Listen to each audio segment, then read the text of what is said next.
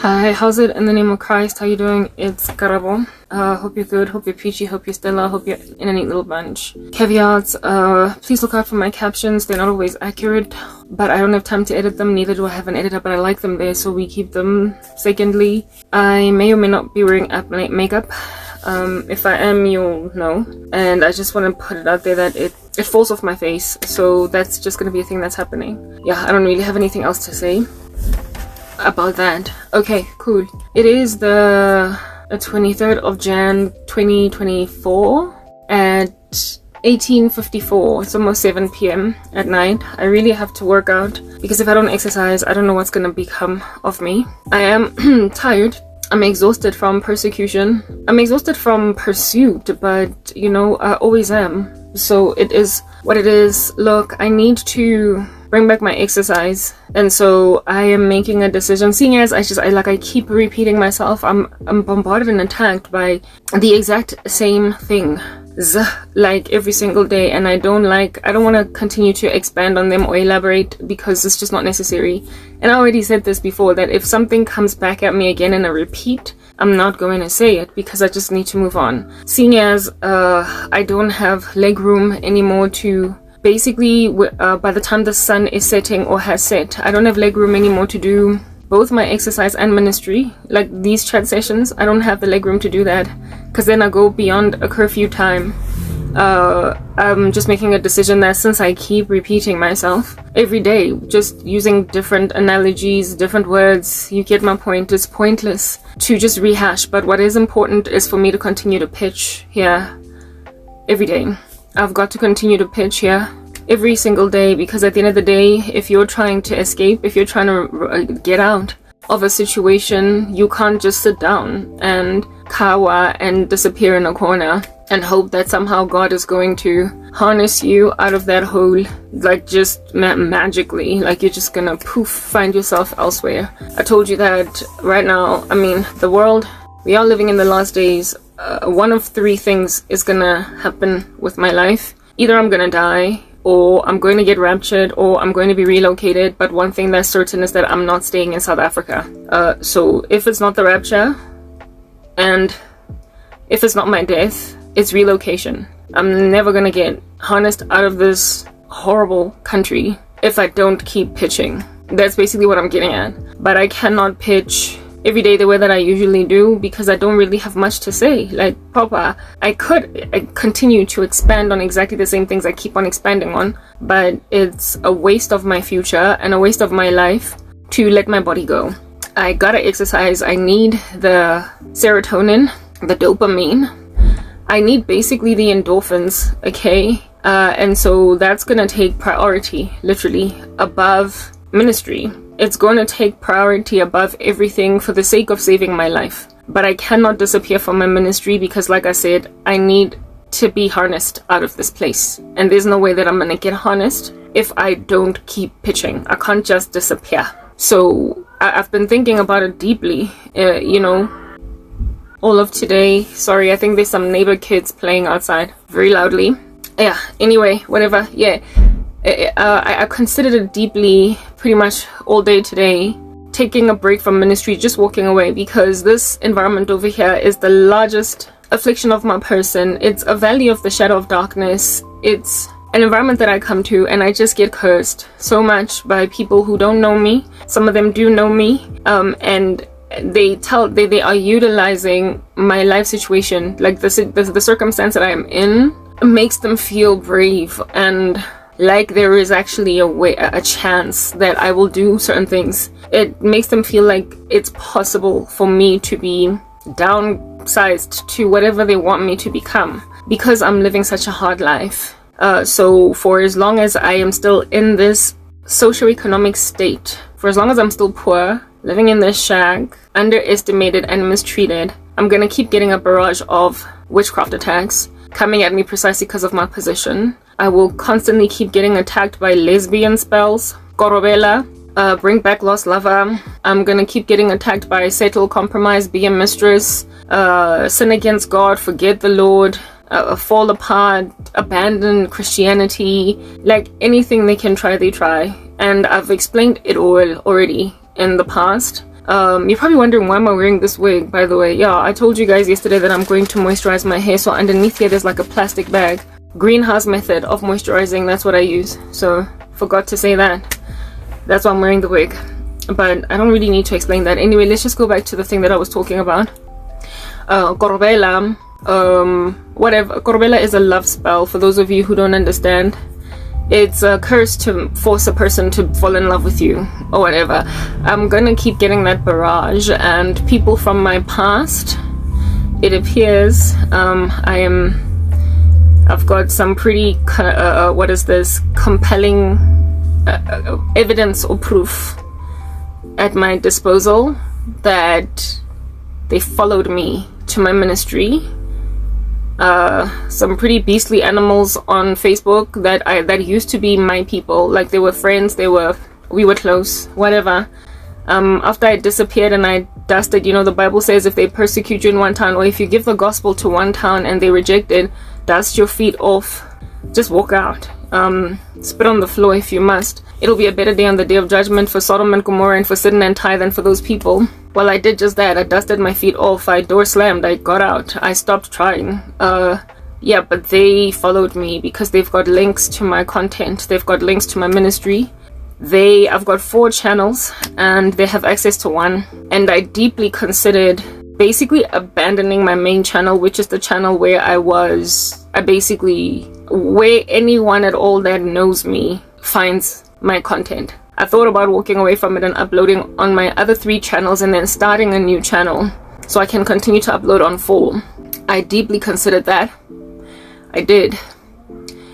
Just walking away and basically blinding them, walking away and causing them deafness, making sure that they can't hear or see me, because I keep getting attacked by spells. They are following me like a tail. They are listening to my content and are causing me a great deal of distress as a result. I'm attacked a lot, and there are so many dreams where I'm seeing random people that I left behind because they didn't want to hear about Jesus just listening to my videos.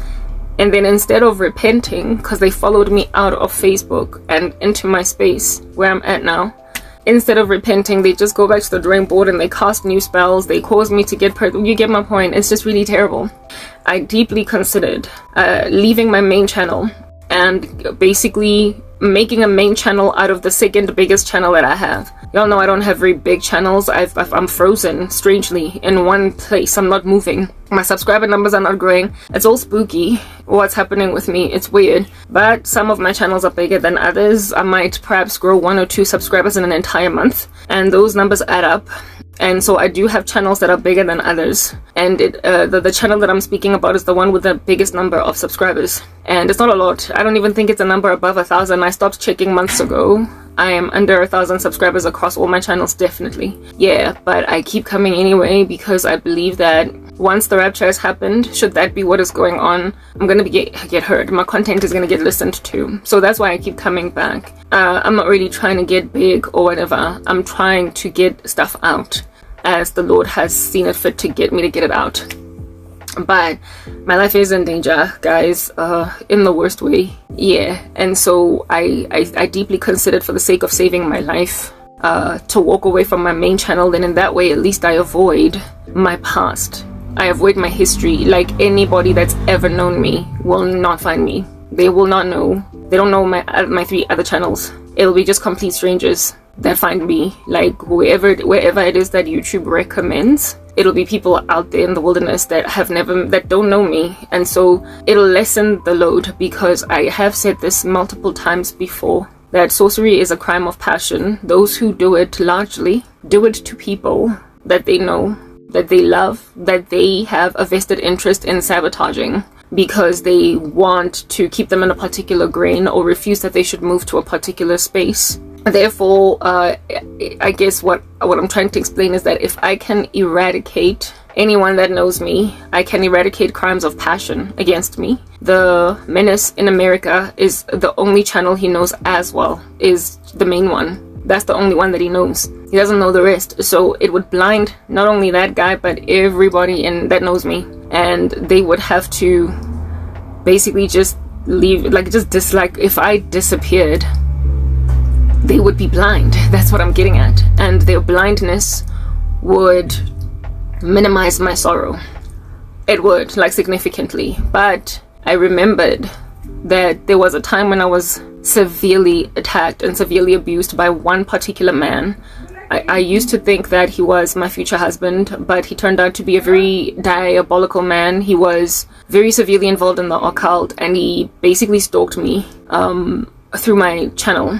And I was under a lot of spiritual attack. A lot of spiritual attack. This is not the guy from the US. It's long ago, like long even before I met him. Some dude that I used to work with at MTN. I didn't work with him, but he was an employee at the company, though we did not work together. Anyway, that guy used to attack. He was so abusive. He was self-practicing, and the witchcraft he used to throw in my direction was just so exquisite. It was so heavy, just all by himself. It's like he had a shrine that he dedicated to just cursing me, and I was always under a lot of spiritual war under that guy until I stopped ministry. Like, I stopped uploading. I didn't stop recording videos, but I stopped uploading. I basically disappeared from social media altogether. I went AWOL. Okay. And I noticed that as the months progressed, like after a month, 2 months, 3, the witchcraft subsided.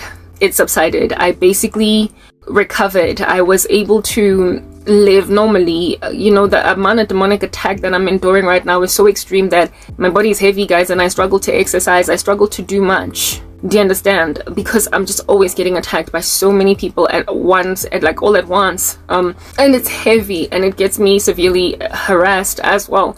By anyone who can, and it's extremely rough to take in one's stride. During that time, I had a routine that I was able to stick to without failing, without a shadow of like compromise, even in the slightest. I worked out every single day like clockwork, minus Saturday and Sundays, and I did videos where I have these chat sessions like clockwork, and by the end of the day, I was able to conquer, I was able to recover, to, you know, I was good. Like, I was able to, what it is that I gained from exercise and talking really helped me basically have a good rest of the evening. Now, even when I exercise and talk at the same time, sometimes I'm still really severely attacked mentally and bombarded spiritually in the evenings after doing all that to try and help myself come out of it, because the witchcraft is that extreme, the demonic abuse is that intense. And so when then I'm struggling to just using the tools that I've used in the past to conquer the darkness, and it takes that much more for me to get out on the other side and pierce through,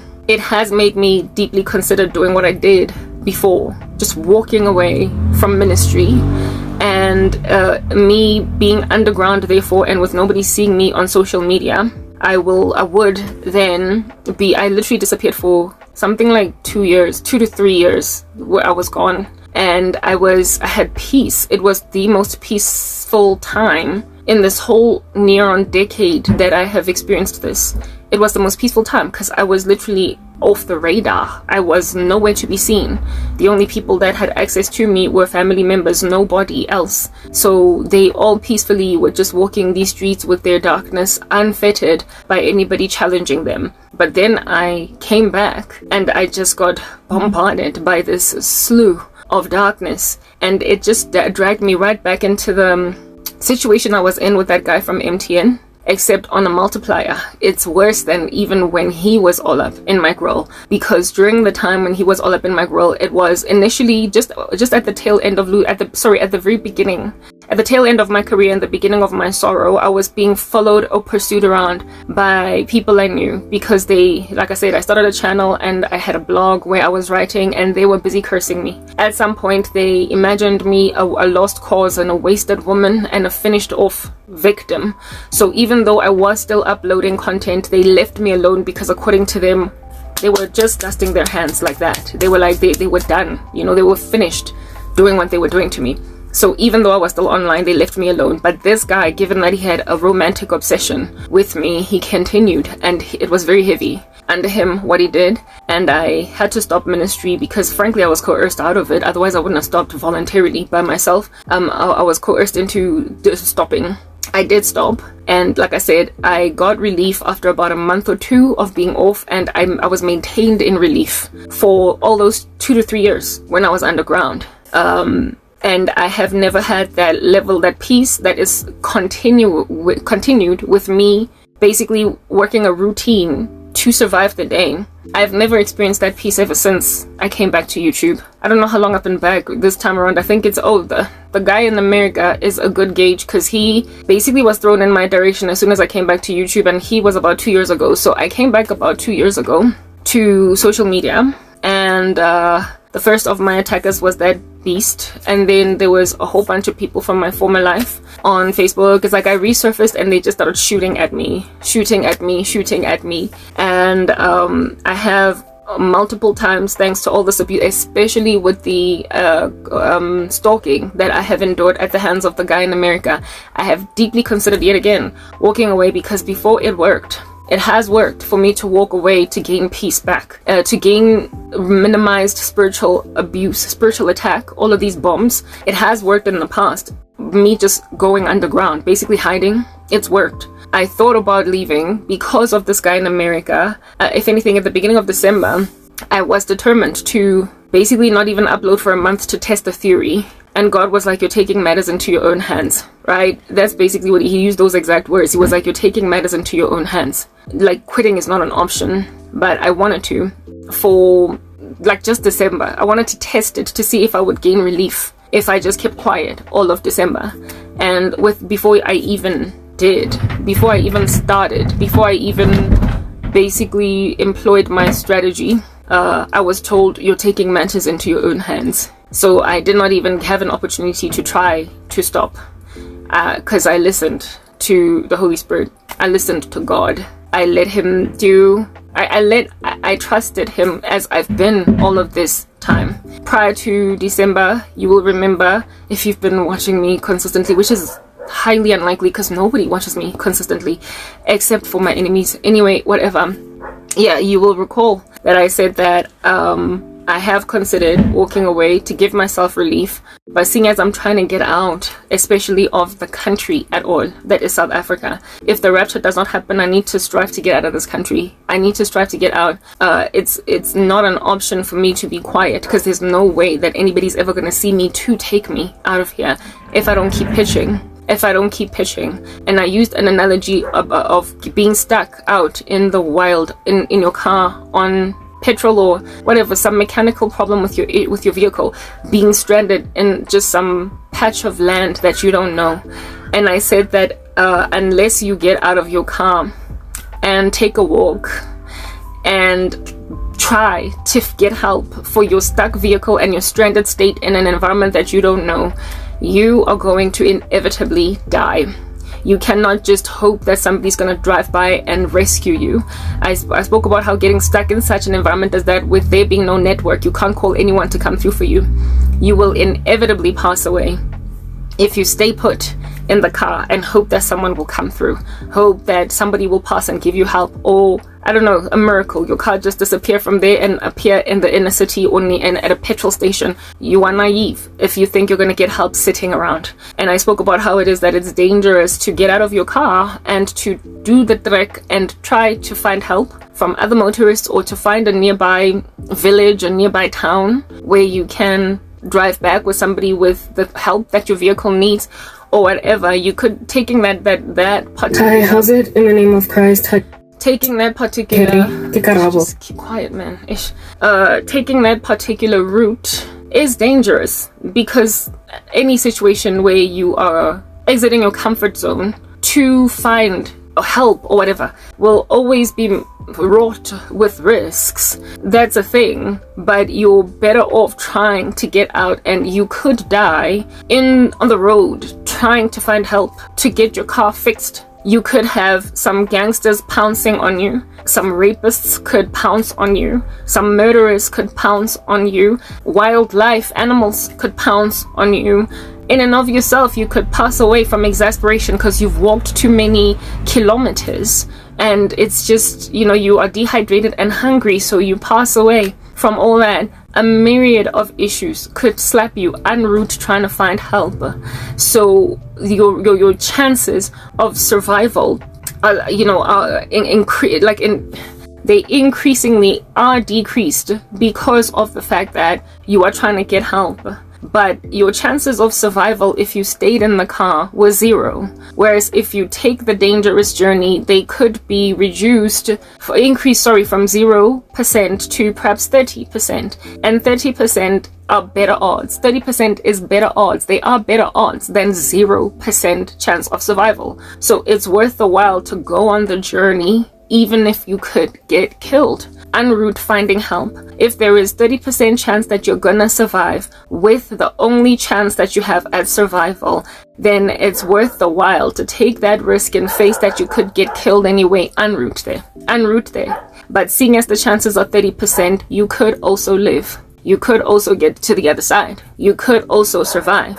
You could also find a motorist that is going to come through and help you fix your car, pour the petrol, or even tow it to the nearest town where you can stay in a motel until you can get the right help that you need.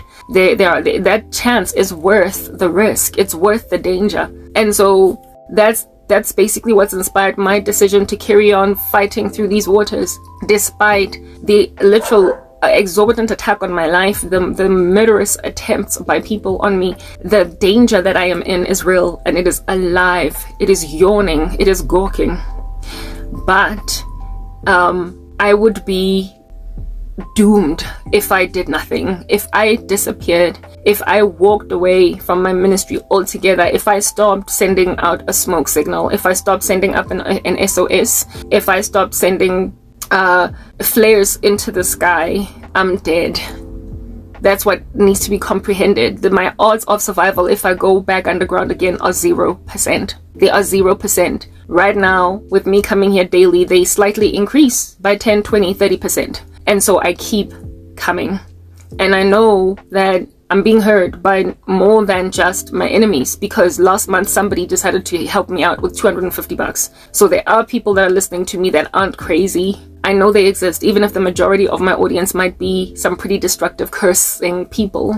I do know, though, that there is, however minuscule, however microscopic, some semblance of attention that I'm getting. So my flares are being responded to. There is hope. That's what I'm getting at. There is hope, but there is no hope if I disappear. So while I might have deeply considered just downing tools on ministry, perhaps even focusing on, what do you call this, just exercise, like trying to grow my fitness channel, that's not going to be enough. Because if my fitness channel grows, I will be able to make money and get an apartment in South Africa. But that channel is not going to get me out of South Africa. Right now, I am literally an asylum seeker. I need to leave this country. I have defected from the land from within it. I'm not safe. I need to get out of South Africa. And fitness is not going to do that for me, because nobody's going to see the humanitarian crisis that I am in fitness. So that's what I considered today. I deeply considered, leaving ministry for as long as it takes for me to get my fitness channel to where it needs to go. But seeing as people have cursed my fitness channel, it would take me forever and a day to finally monetize and finally have enough money to do anything decent with my life, like move out. Do you understand?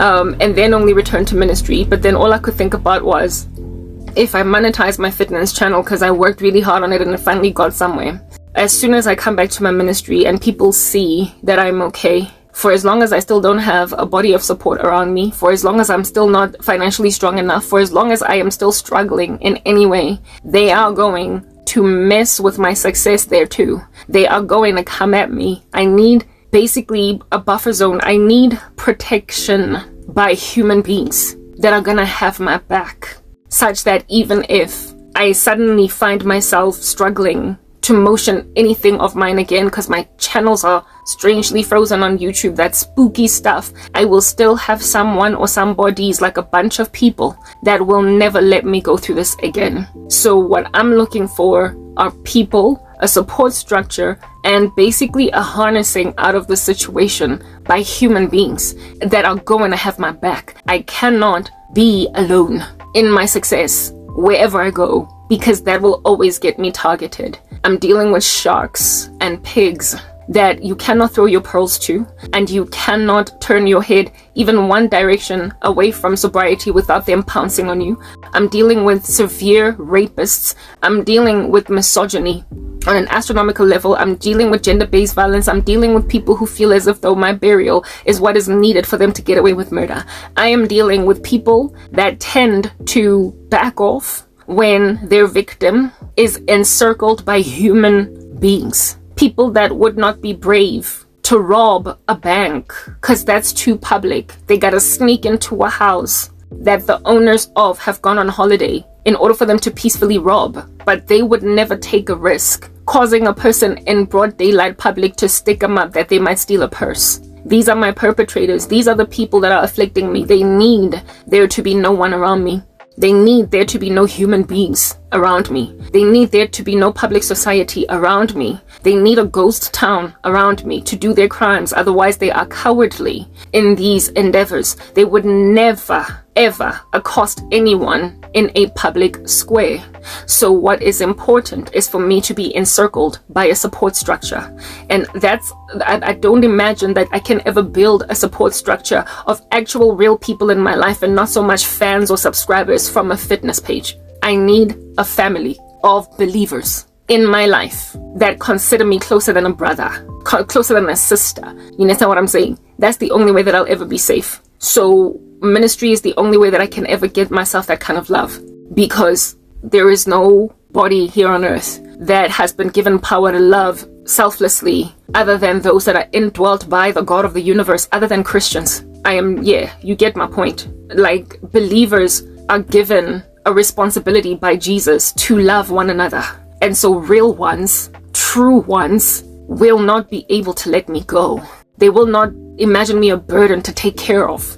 I am not going to be thrown away easily because I'm too hard to care for, because there's just so much abuse around me. So all I need to do is just wait for the right believer or the right believers to look at me, and I'm out of here like that. I'm waiting for the right Christian or Christians to find me. Then I'm gone, and they will do everything it takes to harness me out of here. So until then, I have to basically keep walking in a dark valley looking to be found. I need to get myself as close as possible to a place where I can get found. I can't just merely disappear. I can't just abandon my ministry and hope that somebody is going to watch my content somehow miraculously when I've been gone for 3 months. I cannot expect that to happen. I have to just keep coming daily.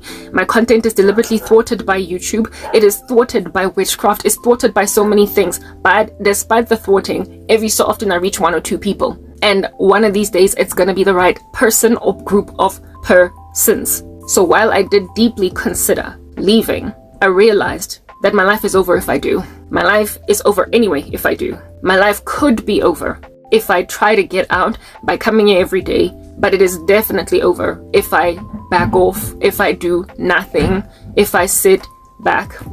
But with me having stated that, what it is that I do communicate every single day, it doesn't have to be laborious, it doesn't have to be lengthy, it doesn't have to be long winding, it doesn't have to be hours worth of communication. Do you understand? I can come here and speak for 10 minutes, 5, 3. I can come here and speak for 20 minutes. I don't have to do 1 hour videos or two 1 hour video. Who's that? No, I don't have to do long videos or anything like that. I can just carry on as normal. No, not as normal, sorry, but basically the very opposite of normal. I'll just do like maybe 1 10-minute video or 1 20-minute video, or maybe even 15 minutes, anything, just anything at all that I will say, even if it's not an expansion of much, just to keep pitching. And that particular pitching is exactly what it is that ultimately is going to get me harnessed out of here, because absent of doing that, I'm going to get harassed. I'm basically going to be stuck in a chokehold. That guy Wako MTN, the one that I was speaking about from years ago, I don't know what would have ultimately happened with him, but one thing I know is that I got so frustrated, I got so miserable at the fact that I kept on saying leave me alone, and he didn't want to, that I would have ended up with some kind of a deep psychosis, just telling a guy, get off my chest, until I walked away. This time around, if I don't minimize what I say in my videos, if I don't reduce the volume of content that I produce, I will enter into a psychosis too. I will literally just end up screaming into walls saying leave me alone, screaming into my phone saying leave me alone, to people that are watching me, but that's gonna make me look like I'm crazy. So if it's a repeat of the same darkness, it's not worth raising, unless of course there's something general and ubiquitous that God is showing me, like, you know, rapture, dreams, or I don't know, like just something generalistic that I can talk about. But I'm not going to keep raising the same like burning afflictions that I'm endured under over and over again. What's important is for me to exercise my body and get as many endorphins into my system to try and conquer as best as possible, but with with little words, unless I have to expand, which is, I believe, not most days. Like, I really don't. Like, a lot of the stuff I say is just a repeat of what it is that I have already said before.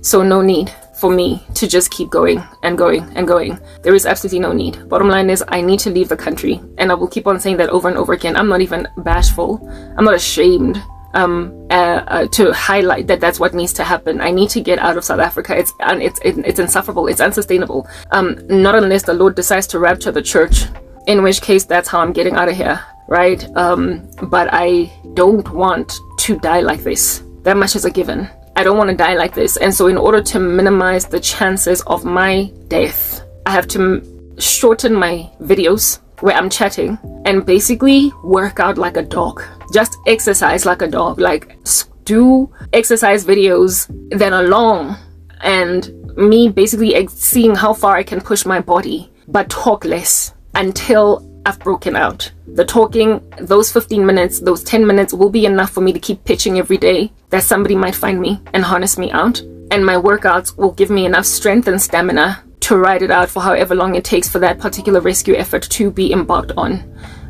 But it is at least me pitching. That's what's important. I just gotta show up. That's it. So having spoken that, yeah, this is my first video in this streak where it is that I'm just saying something and then working out. Let's see how this pans out. Yeah, I'm on an effort to save my. I don't want to die like this. I don't want to die like this. I don't mind dying, but I just don't want to have to face such a daunting, terrible, horrible, slow death. Like, I don't want to die like this. So if I can avoid getting out of this in a casket, it would be great. It is about avoiding more pain than is absolutely necessary. Jesus did not continue to preach the gospel to his assailants, to his abusers, his afflictors. He just took it and was scourged until he died. When you are in a city that doesn't want to hear the gospel, you don't insist on continuing to evangelize them. So for me right now, every day when I come here, it's just a trumpet on a rooftop. It is an SOS. It's an SOS. It is not the gospel anymore. It's a save our souls. It is I'm in danger and I'm dying. Somebody help me. That's all that this is, because it's pointless to try and evangelize Nazareth, to try and evangelize the Romans when they're busy killing you. It's absolutely worthless, but I still gotta keep trying to get out. Alright guys, that's all I'm gonna say. I need to go and work out. It's 19:30 right now, so I need to like sit up and exercise. I'm even thinking of moving exercise inside, but I'm just so squeezed. So we'll see what we do. I'm signing out in Christ's name, Crank. Bye.